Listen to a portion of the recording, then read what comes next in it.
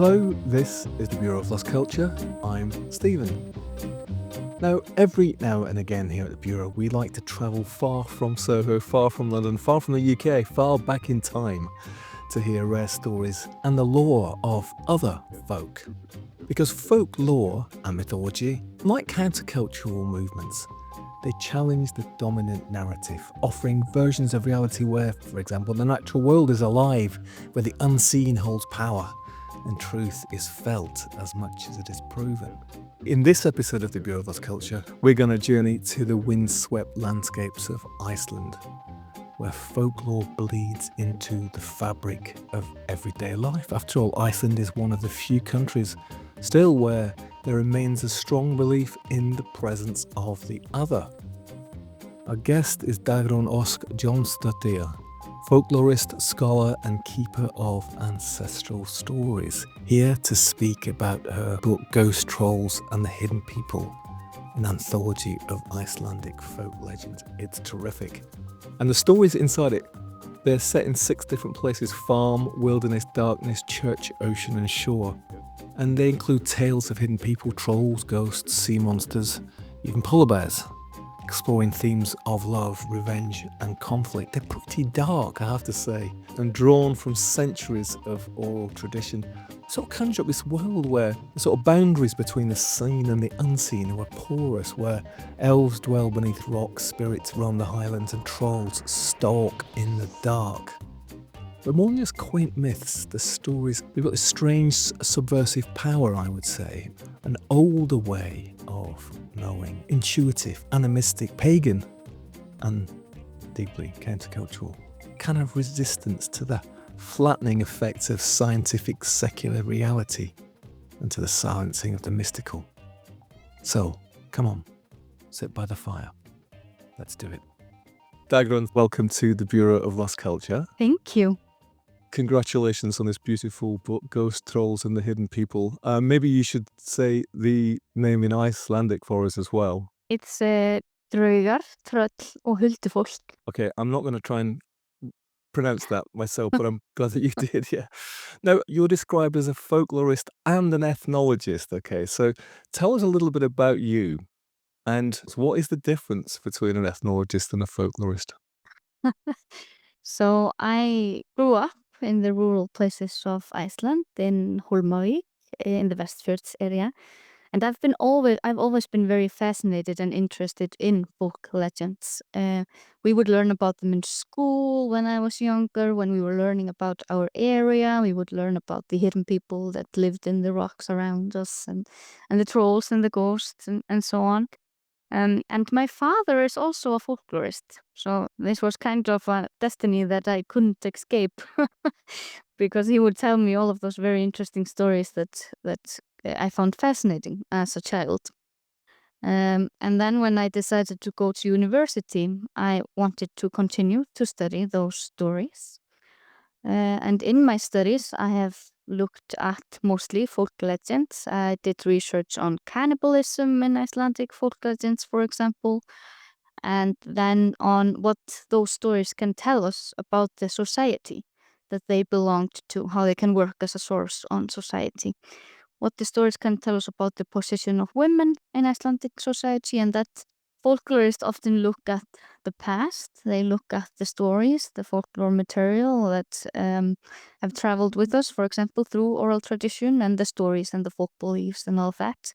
While ethnologists study the present a little bit more, why we do what we do, why we hold the festivals that we do and tell the stories we tell, and buy the things that we do, and so on. So it's a little bit, that's one of the differences, I would say. So it's a little bit of a difference in the method, in the subject of research as well. But here it blends very well together. So we're looking at it simultaneously. What's interesting about the book, one of the very first things that you say is this, that your family has a ghost. Tell us a little bit about your family ghost. Yes, so it's not really that uncommon that families in Iceland have family ghosts and have some old stories related to that. So while in many other countries, places were haunted. In Iceland, it was people that were being followed by ghosts, and people would move around a lot, and there was no escaping because the ghost would always follow them. But my family ghost is called Ennismóri. Móri is the type of ghost that he is. Móri is a male ghost. That is usually, Móri is like a red color, so it's related to the clothes that they're wearing. They're always wearing these deep red clothes. And Enni from Ennismóri comes from the farm where he originates. Because according to the story, there was a man who was in love with a young girl and asked her to marry him. And she did not want to marry him, so she told him off, and he got really offended and decided that he was going to seek revenge on the girl and was going to do so by bringing back a ghost. So he went outside, went to the graveyard and brought back a ghost there, which he sent to the home of the girl, which lived at the farm Skriðinsenni. And when the ghost arrives, it goes into the farm and stops right outside the living room and peeks through the keyhole to see what is happening inside the living room. And in there, everybody is eating, and they're eating pudding. And the ghost makes himself very small. He turns himself into a fly, and he flies through the keyhole and sits down in the spoon of the girl. And the girl doesn't notice, so she puts the spoon with the ghost in it in her mouth. And when she does, and when the ghost is inside her mouth, it suddenly springs up to full size, so her head explodes. So That's definitely an Icelandic thing. I don't think in our ghost stories we have such sort of splatter movie kind of things. It's the spurned lover, presumably also was yes, some kind of sorcerer or some sort of magician who had the power, this necromancer who had the power to raise this ghost from a corpse. yes, he is. So according to the stories, he is a sorcerer, so he has the ability to bring back a ghost. There is actually a description in the book as well of how people can bring back ghosts from the dead to do their bidding and send to their enemies. It's also practical, the book, in that sense. It's pretty grim and gory, this story, but then of course the ghost heats around, doesn't he? He doesn't disappear after mission accomplished. No, he doesn't. He was a very strong ghost, so he didn't like to be controlled. So he goes back and kills the man, the sorcerer, that brought him back alive, or brought him back as a ghost. And then he goes to the farm again and haunts the family of this girl who lived at Skriðinsenni. And he has been seen every once in a while since then. According to Icelandic legends, ghosts can survive or live, or if you can say that about a ghost, for either 9 generations or 300 years, whatever comes first.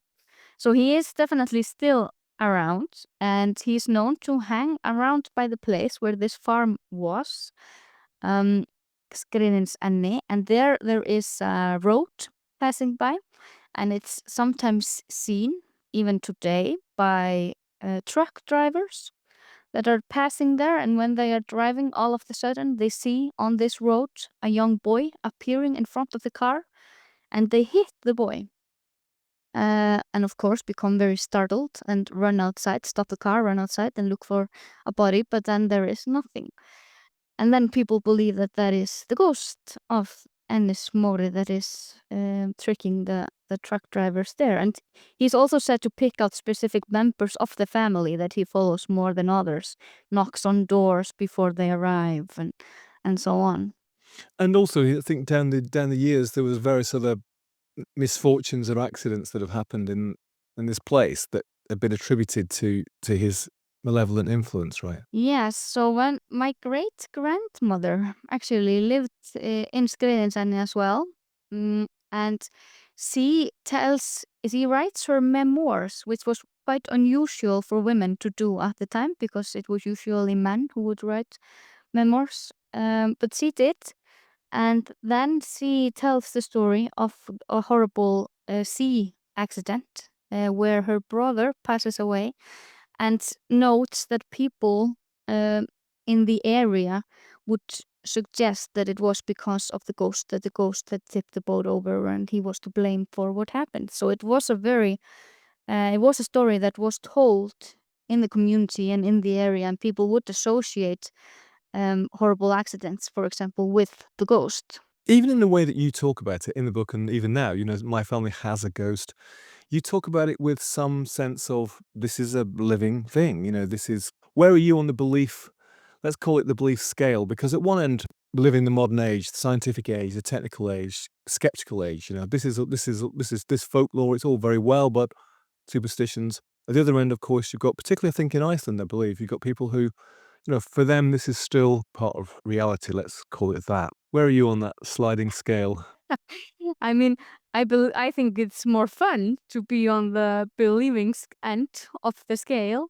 But I would say, belief, of course, in the supernatural is a very complicated thing. Belief and doubt, they kind of exist simultaneously. But as many Icelanders, I think I would be on the I don't necessarily believe it, but I won't risk it end Yeah. of the scale. Well, actually, we can scoff and we can ridicule superstitions, but actually most of us are quite superstitious in some way. And in Mhm. fact, in this country too, many people still have a belief in psychics. Obviously, lots of people have religious beliefs, which of course, some people would consider to be completely superstitious too. But we always hear this about Iceland, that there's a greater sense of belief, or at least a greater sense of connection with the stories, with the creatures of the stories. Is that the case? In Iceland, this is usually said about the hidden people, or the elves at least. Sometimes when there are road constructions going on, for example, someone has to be brought in to negotiate with the elves or the hidden people, so there won't be any harm. Any harm won't come from it.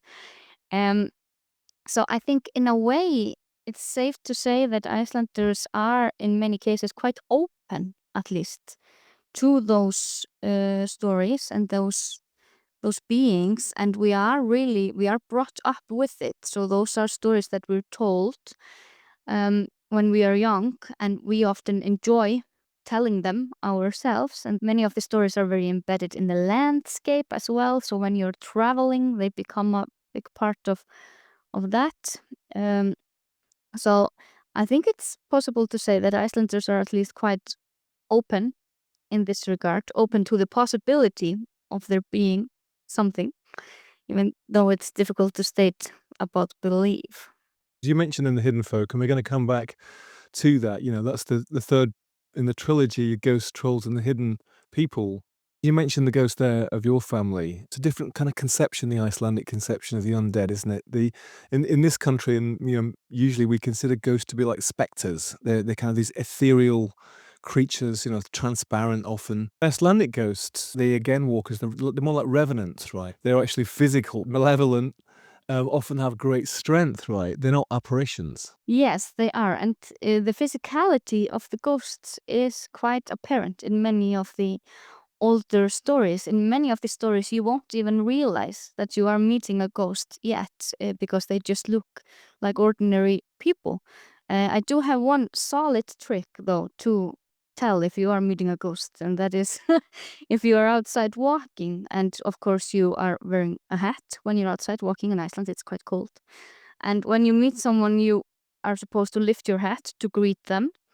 And if the person that you're meeting both lifts their hat and their head, then you can be sure that it's definitely a Yes, I'll ghost. definitely look out for that. Also, they're malevolent, so they're driven by vengeance often, or unfinished business. We're more familiar with that, the idea that this is a dead person who's got some unfinished business that keeps them still in the world, or just sometimes this refusal to stay dead, right? Yeah, I think we usually divide ghosts here based on how they become ghosts. So it's either the revenants, aftergöngur, who have some unfinished business, are tied to earth because of something. Usually that is because of love or revenge.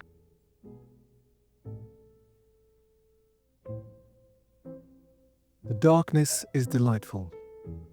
From ancient times until our present day, it has been a custom to watch over the deceased, and it was usually done by candlelight if the night was dark. Once, a sorcerer, old in demeanour and of ill repute, passed away. Few were willing to watch over his body until a courageous and wholehearted man agreed to take on the task. He managed to keep watch well. Then, the night before the body was to be placed in the coffin, the light went out just before dawn. At the same time, the corpse suddenly rose and said, "The darkness is delightful."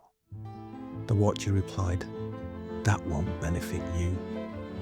He then recited this verse: "Outside the earth is shining bright. Outside the night is ended. There was a candle, but you were dirt. And it's about time you shut right up." Then he leapt upon the body and broke it across its back. After that, what remained was quiet for the rest of the night. It can also be because they have not be granted space to be buried in the graveyard, and then we also have the other types of ghosts, which are uppvakningar, which are those ghosts that are brought back by a sorcerer. But the revenants, there are many different versions of them. We, for example, have a specific type of ghost, money ghosts, which are the ghosts of people who were very stingy when they were alive, who took great care of their money. So that is something that was really frowned upon in Icelandic society. So if you decided to hide all your money when you died, then you would be trapped as a ghost, and you Wow. would be doomed to counting your money for all eternity. Right, your selfishness would capture you. Yes, and then we have the different type of ghosts, which are the ghosts of exposed children, which is a very in particularly scary ghost, because when Icelanders became Christian in the year 1000, we had 3 exceptions to Christianity. One of them was that we could still eat horse meat, and then we could still pray to the heathen gods as long as we did it in secrecy. And then it was still allowed to expose children, which means leaving them outside to die. Unwanted children, or maybe children who were sick or had some disability. Yes, I believe it says in the laws that this applied to children that looked monstrous in any way. And we have a lot of stories because, of course, this became illegal very shortly afterwards. But then in the 16th century, Icelanders took a very strict laws regarding love relations and who could have children and who could not. And then those stories are told again, those stories of the ghosts of children that have died of exposure and how they come back to seek revenge, especially on their mothers. Of course, with them and with the ghosts of those who were stingy, who were avaricious in life, they have a sort of cautionary tale. In a way, they're warning. They're reinforcing the sort of social norms. Or, I'm guessing sometimes too, as the ghost that you mentioned of your family, they provide an explanation for some accident, some misfortune, or just something mysterious, possibly. Yes, definitely. I mean, we tell stories for all sorts of different reasons. One of them is definitely to get along a message of how to behave and how not to behave. Like in the example of being stingy and the warning tales to women that they should not leave their children out. So they are definitely, some of them are cautionary tales. Others are told to explain something that people otherwise maybe cannot explain, because when big accidents happen, for example, we're often left with the question of why this had to happen. In the same way, some of the stories are also told for entertainment, because I believe that back then, just as today, we enjoy a little bit being scared and being told horrible stories while in the safety of our own home somehow. That you talked about the ghost of your family was attached to the farm, to the place. Place and space and landscape is very important in these Icelandic stories, isn't it? So you talk about wilderness, and wilderness is the sort of second of these 3 magical beings, these supernatural beings, particularly, isn't it? The trolls. Now, of course, we've Definitely. heard of trolls here too, and we have an idea about what they are or what they might be like. And I think a lot of that comes from actually the the Icelandic tradition itself. Yes, so the Icelandic trolls, according to the folk legends, are first and foremost, they're very big. So they are gigantic. They are very greedy. They are usually, they are quite evil. They are very heathen. That's a very strong element to them. And they are very connected to nature. So they live, as you said, far away in the wilderness, in their caves and canyons somehow. But also, usually, trolls cannot stand the sunlight. So when the sun hits them, they are turned into stone, which is a very big element of many of the stories, that they cannot stand being out during the day. And if the sun hits, they are turned into those big rocks that we can see in many places in Iceland when traveling around. You can see those. Many of us will know this kind of legend here because of J.R. Tolkien in The Hobbit. Very famously, there are these three trolls, very much in the way you described them. These kind of big, oafish, slightly stupid, greedy, and a bit comical in a way, actually. In that case, they're also cannibals, or they're about to eat the Hobbit and his companions, but they're caught by the sun and they turn into stone. So that obviously Tolkien brought that from the kind of Icelandic legends, right? Yeah, and he sought a lot of inspiration from Icelandic legends and folklore material. He had an Icelandic babysitter for his children, for example, that would tell his children stories that he would then incorporate into his own writing as well. But it's quite interesting as well about the Icelandic trolls and the troll world, that in Iceland it's really a little bit of a matriarchal world, so to say. So troll women are much more horrible and bigger and more dangerous than male trolls. And according to some legends, male trolls even became extinct before female trolls did. And then female trolls had to come down to the farms and steal men to maintain their kind, to bring with them to the mountains again. That's terrifying. It really is. Yeah. Without wishing to sort of move immediately into kind of explaining away all these things, because I think that, it's much more interesting in a way, as you said, to remain at the yes side of the scale when it comes to belief. But you can also see how these tales might serve as a warning against, say, straying into the wilderness, or traveling alone, for instance. So they would have that cautionary aspect too, right? They would. And usually, because legends, they can also work a little bit as a map on the landscape, for example.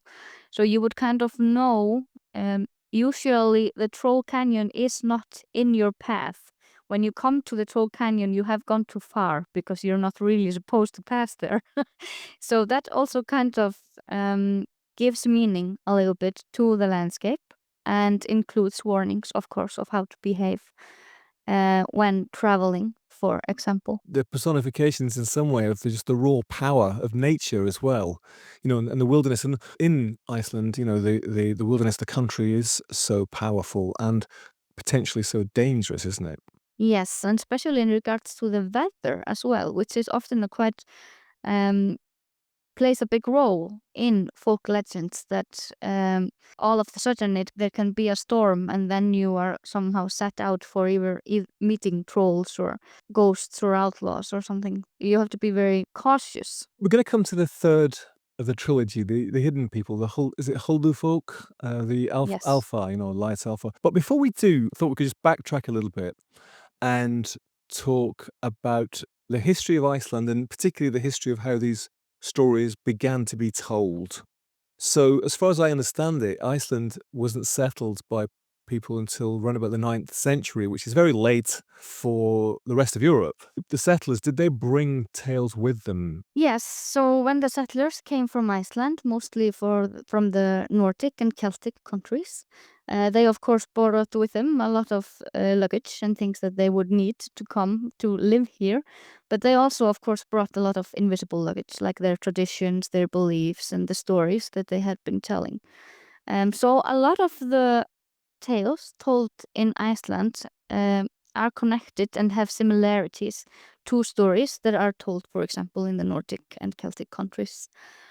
And we do have some of the same motifs, some of the same stories in the older sources, such as the Icelandic sagas, for example, where we can see ideas about trolls and ghosts and hidden people and so on.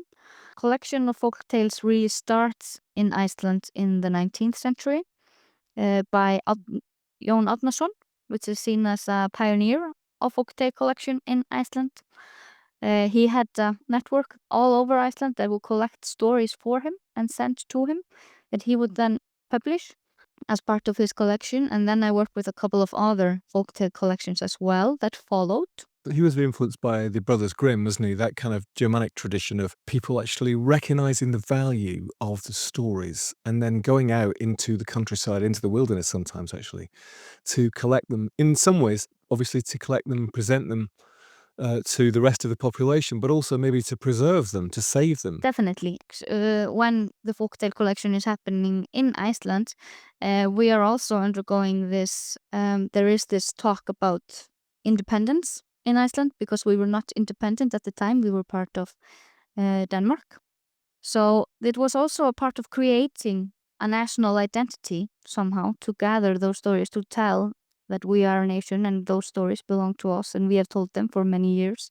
Although the stories are collected and published in the 19th century, they had been in oral tradition for way longer. It's impossible to say how long exactly, but we do know that they had been told for years before that. And those collections, they also served a purpose of creating this identity, because at the same time, changes are happening in Iceland. People are moving more from the countryside into the city, and people were afraid that people would lose their connection to the landscape. They would forget the stories that had been told.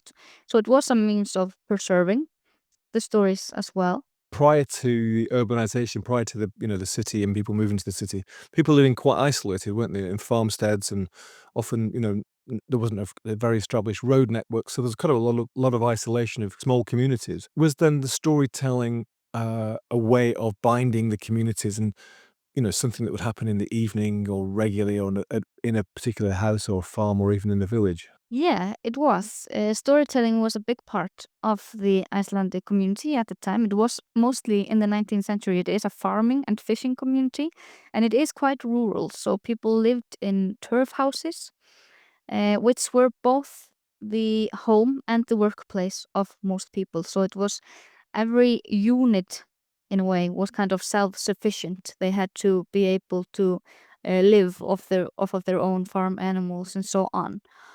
And as it was both the home and the workplace and even the kind of community center, during the evening there would often be events of sorts that were called kvöldvaka, where people would tell those stories.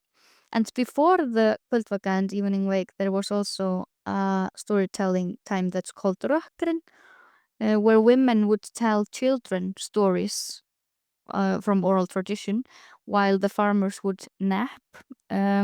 Those kvöldvökur, the evening wakes, they also served a very important purpose because this was also kind of the education of the farm people. So simultaneously and side by side, they would both tell horrible ghosts and troll stories, and they would also read from the Bible and read the sagas, and so this would all kind of mix in into a. So the stories were collected, Jon Anderson and other story collectors, in the 19th and 20th century. Then the stories become fixed. Because if you've got an oral tradition and, you're telling me a story and then I go and tell a story to somebody else and the story passes on, it's going to change, isn't it? We're going to add things, we're going to take things away, we're going to emphasize certain things depending on where we are, who we're with. And the stories have an organic life. But of course, when you write them down and publish them, then they tend to become fixed, a bit like a troll in the sunlight turning to Yes, stone. definitely. I mean, that is what happens with stories, and somehow the story that is, or the version that is written down also becomes the correct version, while it would be told in many different versions before.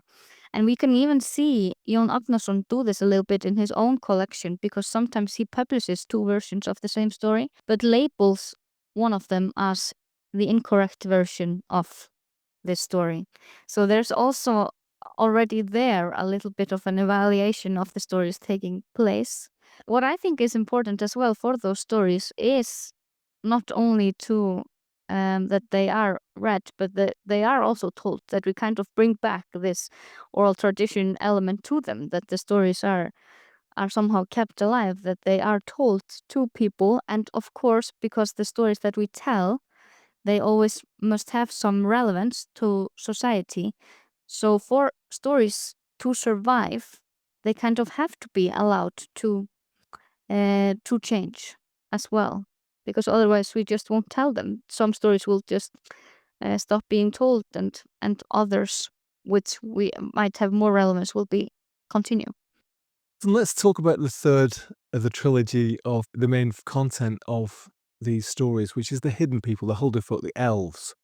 Now, of course, we are very familiar with the word elves, again, from Tolkien and from other works, including the Germanic tales. In Iceland, they live parallel lives to humans, don't they? They sort of inhabit this world unseen, within rocks, within hills and mounds. Even they have their own sort of towns and cities. And unlike the sort of trolls and the ghosts, which even now seem to be relegated to the past, they've become extinct, as you said. There is a more of a living tradition of the hidden people, and they're kind of often beautiful and noble, although they're often kind of wealthier and more magical, Yeah, right? definitely. And because you mentioned Tolkien, I mean, his description of the elves might be closer to the Icelandic ones in some way, as in Iceland. Those are not very small beings, but they are the same size as we are. They're very similar in looks, except, of course, being more wealthy and and often very beautiful. But they live parallel lives. They are also farmers. They're also fishermen. They are Christian, according to the folk legends, and they live in the hills and the rocks, often in close proximity to the farms. So they're not located in the wild, but they are located close to the people themselves somehow. It's much more of a living tradition. You mentioned it earlier. We've heard these stories about construction projects being halted or roads being rerouted to avoid disturbing the places where these beings might live. Yeah, and as we were talking about just before, in regards to the stories becoming fixed and what stories are told and who are not, I mean, in the old folk legend collections, there is a lot more diversity of the stories of the hidden people that are told. There we have stories of hidden women that are unable to give birth and have to get help from farm women or human women, and then we have stories of relationships between the hidden people and the humans, the upbringing of children, for example. So there is a lot more communication somehow in the older stories.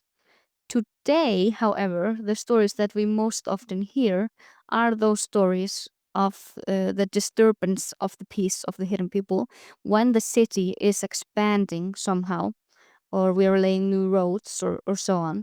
And the homes of the hidden people, the rocks and the hills, are in the way. So there is like a conflict between the hidden people and the humans.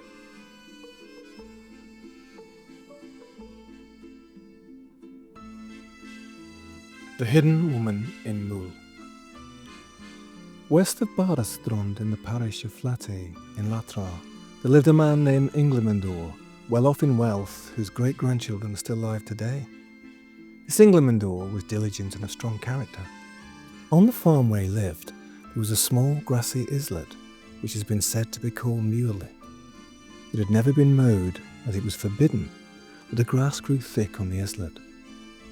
This sight troubled Inglemandor greatly, seeing that the islet with so much grass that he could not use for anything, and at last he could no longer bear it, and ordered his men to mow the islet. His wife begged him not to do so, but he paid her no heed and had the islet mowed against his wife's wishes. Thus the islet was mowed, and the grass proved to be excellent. There was plenty of hay from it, and Inglemandor was pleased with his decision. However, one autumn night, his wife had a dream in which she felt that another woman was approaching her with a troubled countenance. She said, "Your husband acted poorly. He had my islet mowed. Therefore I have to slaughter my cow, which has been my saving grace. Your husband shall benefit from your warning. Nevertheless, you shall bear the consequences of my loss of the cow." Thus she went away to Inglemandor, who was sleeping in a different bed, and said to him in his sleep, You owe it to your wife that I do not pay you a worthy remuneration for what you have done, as you did not obey your wife and had the islet mowed, and because you had the grass cut there, I have to slaughter my cow, and yet you shall remember this. She then took his hand and said, You will never feel anything as hard as this. Then she left, and when he woke up, he felt a pain in his hand.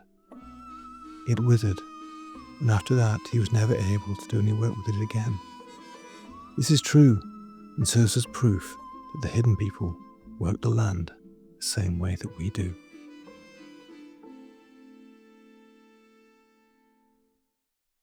It's a very strong theme in those stories that if you ruin the homes of the hidden people, you will be punished.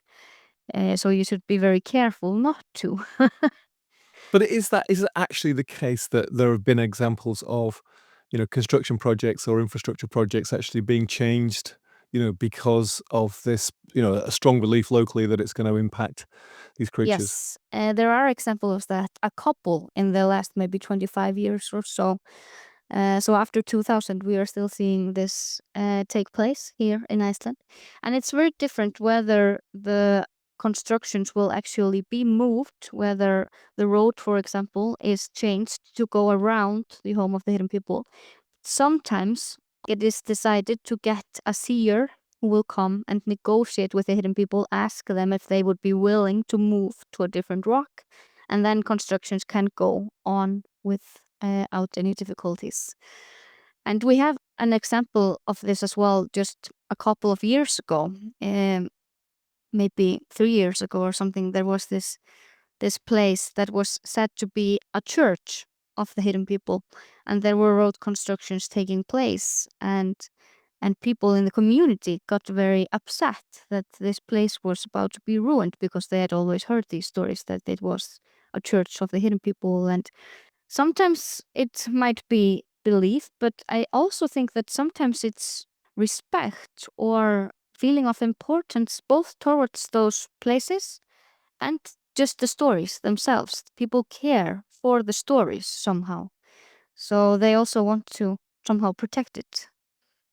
Now, people in this country might be listening to that and think, no, that's super interesting, we'd never get that here. But in actual fact, as I mentioned before on this show, is that I spend half my time in northern Scotland, a place called Findhorn. And Findhorn is famous for having the UK's oldest alternative community. And the way that it started was with a garden. And the legend of this place, is that the garden got growing on this barren Scottish shore with the assistance of local nature spirits. Mm. And in the 1960s, in particular, lots of people came there, lots of hippies came there.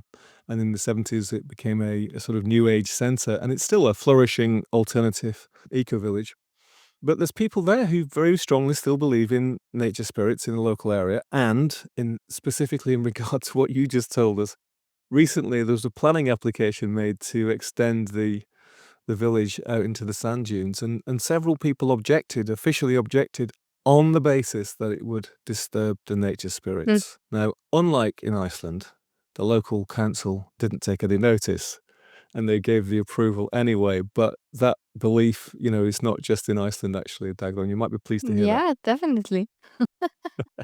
Okay, so let's talk a little bit more about the hidden people, maybe through our own legends and through Tolkien. There's something rather appealing to us about them. They may be more like us. Also wanted just to explore with you why we might need this belief. It is possible that these beings exist. I'm not completely dismissing that. Like you, I'd like to say, well, maybe they do. But to take the ethnological point of view, why might we need to have belief that there are other forces, other creatures of nature around us, whether malevolent or benevolent or magical in some way? What is it in us that still wants that to be the truth? In case of the hidden people, for example, they do stand for something more than just the supernatural. In the past, they were, as I said, like a reflection of our society, but that is not the case anymore. I mean, the hidden people, they are not walking around on their iPhones looking at Facebook and driving their cars. I mean, they are still in the 19th century in Icelandic folk belief, while we have kind of moved on somehow. And so in actual fact, even though they're like us, they're still in our past. Yes. We've moved on. We've become more technological, right? We've got machines and cars and phones and computers, but they've stayed in this pre-technological past. Yes. So in that way, they kind of also still stand for, they stand for nostalgia in a way. They stand for simpler times, the past, something that many people today long for, in a sense. And they also stand very much for this idea of the preservance of nature. That you should not take more than you need, that you should be respectful of nature, that we should not just build roads everywhere and houses. So they have a very big relevance today because of that. They have this meaning that we have also given them. They are somehow the protectors of nature, and that they are also somehow the image of a simpler past, which of course it maybe wasn't really a simpler past. It was just different problems that we were facing back then. Why we need those to believe that there is something else than just us. I think it's just a very, very deeply rooted need in most people to kind of imagine that we are, or believe that we are, a part of something bigger as well. Also, because this is often said that you believe in something supernatural, that is something that is maybe in contrast to the more scientific times that we now live in. But in fact, I do kind of believe that it is healthy to recognize that we do not yet know everything. Listen, I'm with you on that one. It's interesting because I've got a friend who's a neuroscientist, and she's very skeptical about things like the tarot or even Carl Jung, and that sort of psychology. But she reads fantasy books all the time and is desperate to believe in magic. Yeah. Also, as we said before, I mean, it adds a little magic to the mundane everyday life, that there is something magical, perhaps happening around us as well. I think it's important, and I think the stories really do that. They do embed our environment with some magic. The book itself is divided into these 6 chapters with different settings, different places: the farm, the wilderness, darkness. So I suppose that's the outer world, the church, and the ocean and the shore. And so we talked about the magical beings, and of course, in the darkness there would be the ghosts, in the wilderness there would be the trolls and the farm ghosts too, and the hidden folk maybe all around us. But what about the church? How did this belief, we would call it a pagan belief, how did that interact with the Christianity of the folk? And you said very interesting at the beginning that the Icelandic Christians were allowed to have these exceptions, and one of them was horse meat. I didn't know Christians weren't allowed to eat horse meat, as it happens, but they were allowed to eat horse meat, but also they were allowed to worship or to venerate the heathen gods as long as they did it in private. I mean, that's quite interesting, Yeah, isn't it? it is. I mean, at least it was forbidden at the time to eat horse meat. But regarding the being allowed to pray to a heathen god in secrecy, I mean, it was probably just to make it a more peaceful transition as well, because some people were very opposed to taking up Christianity, while others weren't. It was very diverse at the time as well. As the decision was being made, it was kind of easier to just allow people to continue this in privacy. I mean, just as it is easier, the Christianity took over the old heathen holidays. Instead of forbidding people to celebrate Christmas, it just became a Christian holiday as well. Just changed the focus of it instead of abolishing the old festival somehow. I mean, when the folk tales and legends are collected, we have already been Christian for 900 years or something. So, of course, they have been very affected by Christianity as well. And they really were. I mean, Jón Árnason, who I mentioned before, who was the pioneer of folktale collecting in Iceland, he had this network of people all around that would collect stories for him. And very many of those people were priests.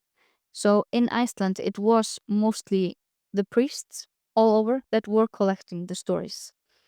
And in the stories, we can really see Christianity as a symbol of protection, of safety somehow. Churches become sanctuaries, places where you can be protected from the supernatural, for Definitely. instance. And I mean, to scare away trolls and ghosts, it's best to ring the church bells as loud as you can, because then they cannot stand the sound of the bells and the Christianity, so they will have to retreat. So in many of these stories, you can see that the Christianity offers kind of protection against those supernatural elements as well. Due to its closer proximity with the graveyard, it is often a setting as well for ghost stories, which take place in the darker areas. We see conflict between Christianity and heathenism in the folk legends. In case of trolls, their enemies in the stories are very often priests. In the stories of the hidden people that are more a reflection of us, they are to be feared, but they're also to be respected, opposed to the trolls that we do not respect. But so they are Christian because they are this reflection of us. It has never really been a problem for Icelanders to mix together different beliefs. And I mean, in the harsh past, with this dangerous weathers and with all those fears people had, you would kind of use whatever you had to try to improve your life. So, I mean, there were very thin lines between superstition, prayers, some sort of sorcery. All of this would very much get blended in together into using whatever you possibly could to try to make your life easier. Evans Wentz wrote the book, or collected the book, The Fairy Faith in Celtic Countries. Evans Wentz was, again, a kind of story collector, although in his case he saw it more as oral history. And he travels around the west coast of Scotland and Ireland, Wales, collecting oral testimonies about people's experience with what you call the fairy folk. Sometimes, I think in Ireland, they were called the gentry. They had various other names, the fae. And what's interesting in that book, in his recorded testimonies, is that people talk about the gentry, which is very similar, I think, to the hidden folk, in a way that's completely ordinary. They talk about them as though it's totally accepted that they're there. They're not talked about as though we might talk about if we had an experience and we think it's a ghost and it's this extraordinary thing. They're talked about as just part of the fabric of life. And sure, they're associated with changelings and children disappearing and coming back and people disappearing for a couple of days, but they think they've been away for years. These magical interventions in liminal spaces, but they're completely intertwined with everyday life. And of course, in Ireland, a very, very Christian Catholic country too. So I wondered what the church actually thought about these beliefs in Iceland. And when Jon Atnason, for example, is collecting and he has those priests all over trying to collect and send him stories, we can see very different opinions that the priests had regarding these stories. Some of them were not at all interested in collecting these superstitions, and that they were not very interesting in hearing them, and did not think that they were worth preserving, while others were on a completely different end of the scale and were very enthusiastic about it. I mean, this of course affected the storytellers that were meant to tell the priests the stories. And perhaps they were more hesitant in some cases to tell people within the church stories of their supernatural experiences than they would have been to tell someone else. Katla. Once it happened that the abbot of the monastery of Pickvale had a housekeeper whose name was Katla, and who was an evil-minded and hot-tempered woman. She possessed a pair of shoes whose peculiarity was that whoever put them on was never tired of running. Everybody was afraid of Katla's bad disposition and fierce temper, even the abbot himself. The herdsman of the monastery, whose name was Abadi, was often dreadfully ill-treated by her, particularly if he had chanced to lose any of the ewes. One day in the autumn, the abbot and his housekeeper went to a wedding, leaving orders with Bardi to drive in the sheep and milk them before they came home.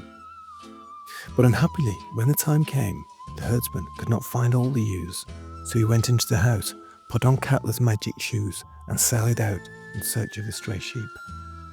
He had a long way to run before he discovered them, but felt no fatigue, so he drove all the flock in quite briskly.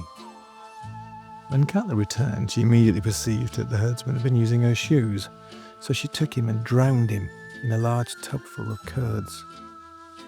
Nobody knew what had become of the man, and as the winter went on, and the curds in the tub sank lower and lower. Katla was heard to say these words to herself. Soon the waves of milk break upon the footsoles of body. Shortly after this, dreading that the murder should be found out and that she would be condemned to death, she took her magic shoes and ran from the monastery to great ice mountains, into a rift of which she leapt and was never seen again. As soon as she disappeared, a fearful eruption took place from the mountains, and the lava rolled down and destroyed the monastery at which she lived. People declared that her witchcraft had been the cause of this, and they called the crater of the mountain the Rift of Katla. So there is also always this dynamic of the storyteller and the collector, really, when we are gathering stories. And it's very interesting as well to think how that might affect the stories that we then have and what effect that might have had. Because as we also said earlier, people always choose what stories they want to tell at a specific point. And that's also based on the audience. But the priests would definitely describe these as superstitions. They would not take the possibility of the presence of these creatures seriously. Some of them would describe it as superstition, but others wouldn't. Of course, there was this division between different statuses. So priests were of higher class, for example, and then the farmers, and then there were the workers, and so on. But the priests still, they also lived within the same society as the people did. So they really were influenced, of course, by the same worldviews and the same ideas to a point as the people.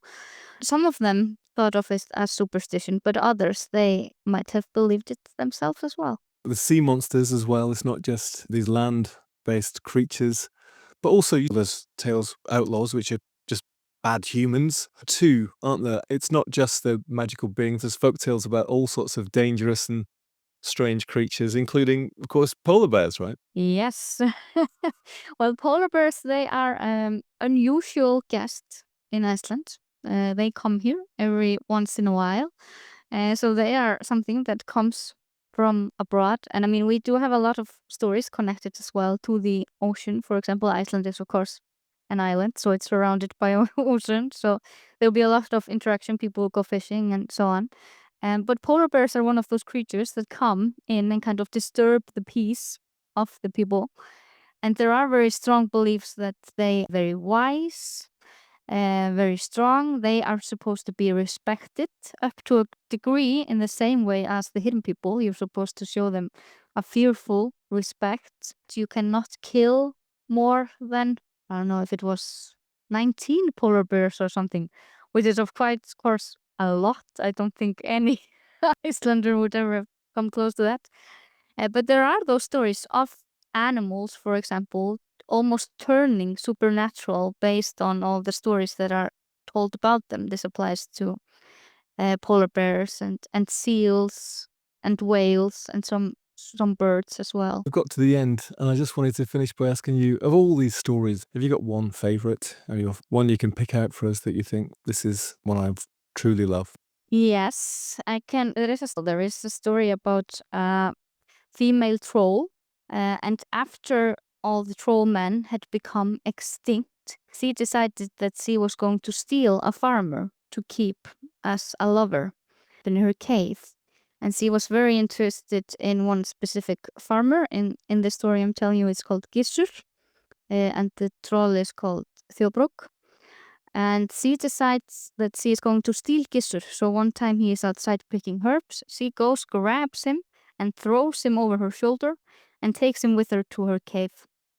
When they come there, she puts him down and realizes that while she is very big and magnificent, he is quite small. So she is going to pull him to make him bigger. And every day she pulls on his arms and legs and, and everything to try to make him a better lover for herself. And Gissur does not enjoy the pulling. So he decides that he's going to try to escape. So one day he lies down in bed and tells her that he is so awfully sick. And she asks him if there's anything that she can do to make him feel better. And he says, the only thing that can cure me is if I get a 12-year-old shark to eat.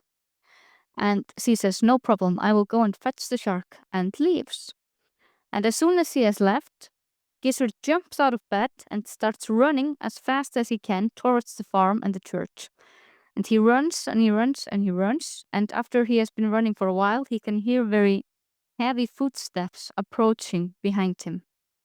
And he looks back and he sees that the troll is coming after him, holding shark in her hand and screaming at him, "It's the shark, Gizur, it's the shark. It's 12 years old." And he runs even faster because he does not want to be caught and he does not want to eat the shark.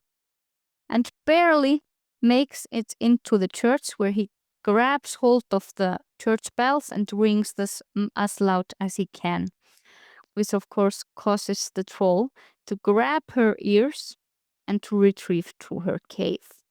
So he manages to escape. But I always like this story very much. Hey, listen, it's always good to have a happy ending. Dagrun, thanks very much for coming to the Bureau of Lost Culture. Thank you very much for having me. Thanks very much to Dagrun. You may have noticed I avoided using her name too often. I just couldn't get my tongue around the Icelandic pronunciation. But what a beautiful voice to listen to. I could very happily listen to her reading or telling stories. And it's a beautiful book that she has written. I'm going to put notes to it in the show notes. It's called Ghost, Trolls and Hidden People, an anthology of Icelandic folk legend. Now, are you a believer? In these days of 24/7 news produced by what I call the anxiety industry, social media doom scrolling, dating app swiping and information grazing, it's difficult, I find, to countenance the possibility of the presence of other beings, other consciousnesses, isn't it? You get lost on a mountain in the mist, or take a walk in the wilderness, or under a star-filled sky far from the city, or in an ayahuasca ceremony, and it can all come back quite quickly. As Shakespeare's Hamlet says to his friend, there are more things in heaven and earth, Horatio, than are dreamt of in your philosophy. Thanks very much to Stephen, Laura, Nancy, Owen and Oliver for writing to me. It's always great to hear from friends. Thanks to you for listening. Let's keep listening. I'll see you down the road, round the bend, and over the hillsides for more of these tales from the other side.